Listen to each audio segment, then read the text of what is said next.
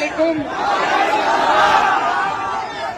भोगा खाली में यहाँ पर मौजूद मेरे सभी मोहतरम बुजुर्गों, भाइयों और हमारे बीच में यहाँ पर महागठबंधन के प्रत्याशी मौलाना सऊद आलम साहब आपके बीच में हैं।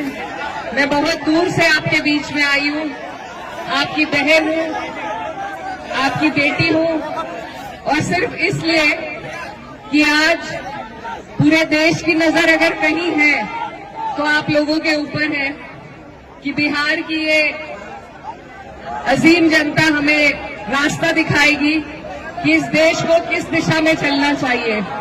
नफरत के दिशा में, बेरोजगारी और गरीबी के दिशा में, या एक उम्मीद के दिशा में। तो आज हम सब आपके बीच में महागठबंधन के रूप में एक ऐसा गठबंधन लेके आए हैं जहां सभी का मान सम्मान, सभी की इज्जत होगी, जहां आपकी तरक्की के लिए, आपकी आने वाली नस्लों की तरक्की के लिए काम किया जाएगा।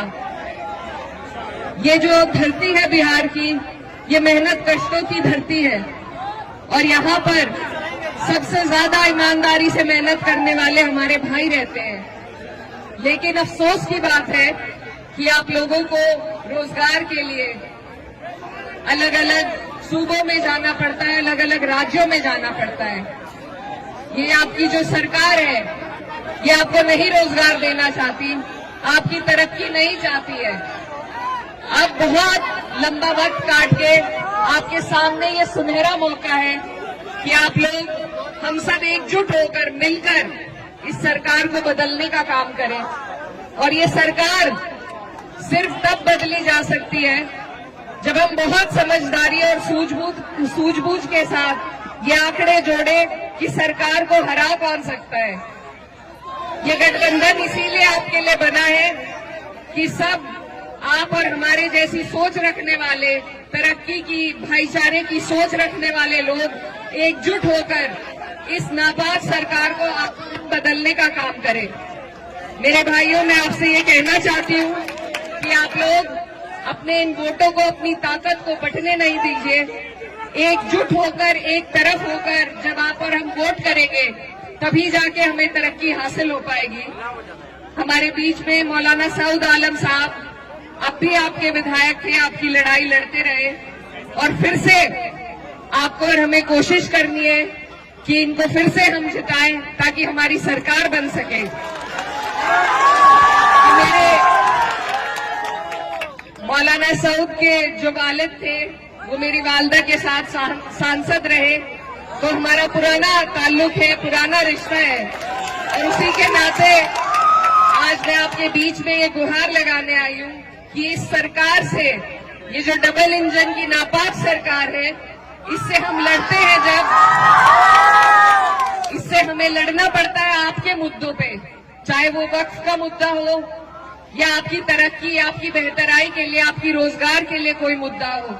जब हम लड़ते हैं तो आपकी और हमारी लड़ाई का फायदा उठाकर जो लोग जीत के इस सरकार में बैठे हैं, उन्होंने किस तरीके से आपको और हमें धोखा देने का काम किया, ये बात आपको जरूर याद रखनी है।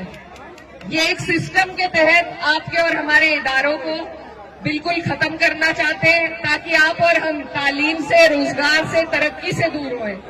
तो इन लोगों के इस इरादे को अगर हम फेल कर सकते हैं तो सिर्फ एक वोट की ताकत हमारे पास है और कोई लाठी डंडे की ताकत नहीं है। सिर्फ वोट की ताकत से आप चोट पहुंचा सकते हैं, और उसमें भी अगर हम अपने वोटों को बांट देंगे, अगर आपसी लड़ाई के चक्कर में हम इनको फिर जीतने देंगे, तो ये हमारी आने वाली नस्लें आपको और हमें कभी माफ नहीं कर पाएंगी।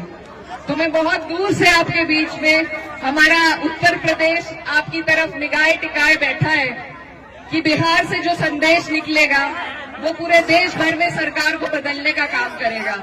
तो मेरे भाइयों,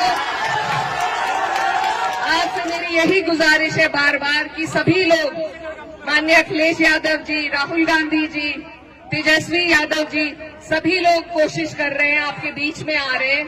इस बार आपके पास मौका है। अगर इस बार मायूस हो गए तो फिर लंबा मौका हाथ से चला जाएगा, इसलिए आपको चूकना नहीं है। और लालटेन का आपका बटन है, आने वाली 11 तारीख है, मैं आपकी बेटी, हमारे यहाँ बेटी बहन की बात कोई नहीं टालता, तो मैं उम्मीद करती हूँ कि बिहार की जनता भी पहली बार मुझे यहाँ आने पर मेरा मान सम्मान रखेगी, अपना प्यार देगी और हमारे भाई मौलाना सऊद आलम साहब को एक एक वोट देने का काम करेंगे।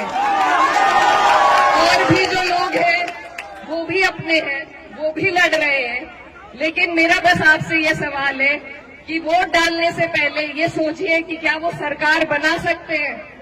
अगर वो सरकार के नजदीक पहुंचते हैं तो आप बेशक वोट उन्हें दे दीजिए, लेकिन वो नहीं पहुंचेंगे, उन्हें अगर वोट दिए जाएंगे, बटेंगे अगर हमारे वोट, तो सरकार फिर से भाजपा की बनेगी। और इस बार भाजपा नीतीश जी को मुख्यमंत्री भी नहीं बनाएगी, इस बार वो खुद कब्जा लेगी।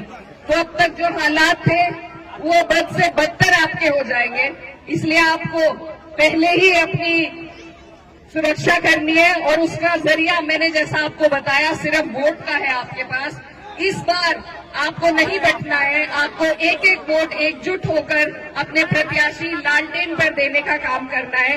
तो इन्हीं बातों के साथ मैं उम्मीद करती हूँ कि बोअखाली की ये जनता, ये गयूर आवाम सही फैसला लेगी, लालटेन का बटन दबाएगी और मौलाना सऊद साहब को यहाँ से जिताने का फिर से काम करेगी। आप सब यहाँ मेरी बात सुनने के लिए इकट्ठा हुए, यहाँ पर दूर दूर से लोग आए, मैं आपका तहे दिल से शुक्रिया अदा करती हूँ। और बस एक बात के साथ आपसे विदा लेना चाहती हूँ कि उसूलों पर जब आ जाए तो टकराना जरूरी है, जिंदा हो तो जिंदा नजर आना जरूरी है।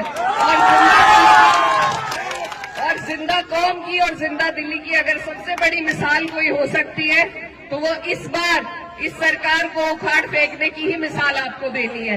आप सबका यहाँ आने के लिए बहुत बहुत शुक्रिया, धन्यवाद। दुआओं में याद रखिएगा। अस्सलाम वालेकुम।